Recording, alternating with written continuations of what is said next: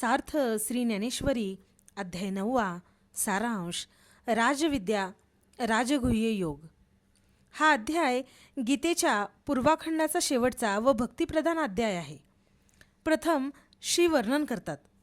ज्ञानदेवांनी लढिवाळपणाने गुरूंना नमन केले आहे. संतांना नमन करून त्यांच्या अंतःकरणातील प्रेमाने तुम्ही माझ्या बालबुद्धीचे कौतुक करून माझे कार्य सिद्धीस नेत आहात. ज्ञानोबा आपला आहे हा भाव तुमच्या ठिकाणी असल्यामुळे माझ्या बोलण्याचा राग न येता उलट संतोष अधिक वाढेल. मी अंगीकारलेले कार्य सामान्य नाही. गीतार्थाचे मराठीत प्रतिपादन करण्याची माझी योग्यता नाही. आपल्या कृपेनेच माझ्या बुद्धीत अनेक अभिप्राय स्फुरू लागतील.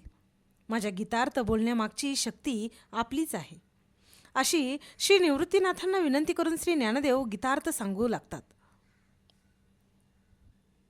श्री भगवान श्रीकृष्ण प्रारंभी 7व्या अध्यायातील ज्ञानविज्ञानाचा विषय पुन्हा एकदा संक्षेपाने सांगतात आणि अर्जुनाच्या श्रोतेपणाची प्रशंसा करतात. भगवान म्हणतात, गुह्य ज्ञान प्राप्त झाले असता संसार, असार, सार, आत्मा यांची वेगळीक होऊन जन्म मरणातून सुटका होते. हे ज्ञान सर्व ज्ञानात श्रेष्ठ, उत्तम, पवित्र असून तो प्रत्येकाच्या हृदयात आहे. पण गुरुमुखातून श्रवण केल्यावरच त्याचा अनुभव येतो. विषयी लोक अमृतासम ज्ञानाचा त्याग करून मूर्खपणाने मृगजळाप्रमाणे भासणाऱ्या विषय सुखाकडे धाव घेतात. मी सर्वत्र व्याप्त आहे.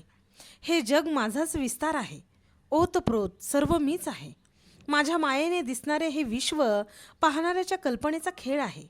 मी मायेचा अंगीकार केल्यावर जग उत्पन्न होते खरे, पण मी काही एक करीत वा करवित नाही.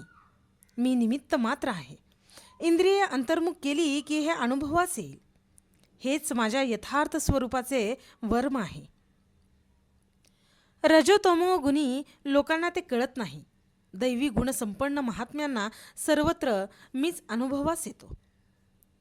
ते माझी सेवा करतात, नामचं कीर्तन करतात.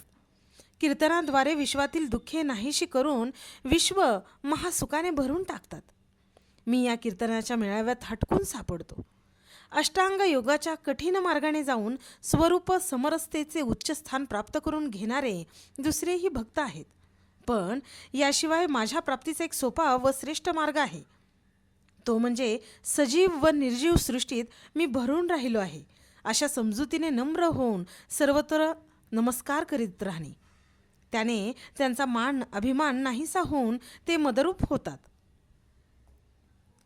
भगवान पुढे 4थ्या अध्यायातील ज्ञानयज्ञाचा विचार पुन्हा सांगून म्हणतात की अज्ञानातून जागा झालेला हा ज्ञानी सर्व विश्वच एकतत्वाने पाहतो.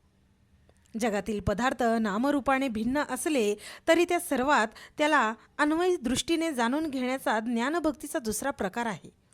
व तिसरा प्रकार म्हणजे वाटेल ते वाटेल त्या स्थितीत सर्व मीच आहे अशी प्रतीती असणे. जगातील यच्चयावत पदार्थात मीच भरून राहिलो आहे. यज्ञातील वस्तू, क्रिया, सूर्य, चंद्र, वेद माझीच रूपे आहेत. मारणारे व मरणारे माझीच स्वरूपे आहेत. फार काय सांगू, मी जेथे नाही अशी जागाच नाही. पण दुर्दैवाने प्राणी मला ओळखत नाहीत. सुखप्राप्तीकरता यज्ञादी साधनांच्या मागे लागतात. पण लक्षात ठेव, मला न जाणता कितीही सत्कर्मे केली तरी ती व्यर्थ आहेत. पुण्य संपले की स्वर्गातील सुखोपभोग संपून पुन्हा मृत्युलोकी यावे लागते. स्वर्गाचा आडमार्ग टाकून देऊन जे अनन्य होऊन सर्व भावाने मला शरण येतात तेच माझे खरे भक्त आहेत. त्यांची सेवा मी करतो. त्यांच्या योगक्षेत्राचा भार मी घेतो. अन्य देवतांची भजने सोडून जे माझीच अनन्य भावाने उपासना करतात त्यांना सायुज्य मोक्ष मिळतो. परमार्थात स्वतःला तुच्छ समजून सामर्थ्य संपन्न अशा परमात्म्यावरून सर्वस्व ओवाळून टाकले पाहिजे. माझ्या ठिकाणी नितांत भाव ठेवणे श्रेयस्कर आहे. पत्र पुष्पादी उपचार हे निमित्त मात्र आहे. निस्सीम भक्तिभावाने दिलेले साधे पानसुद्धा मला अमृताहून गोड आहे. मी माझ्या भक्तांच्या ठिकाणी फक्त भक्तीचा जिव्हाळा पाहतो. अर्जुना, तुला मी अत्यंत सोपी गोष्ट सांगतो. सदैव माझीच आठवण ठेव.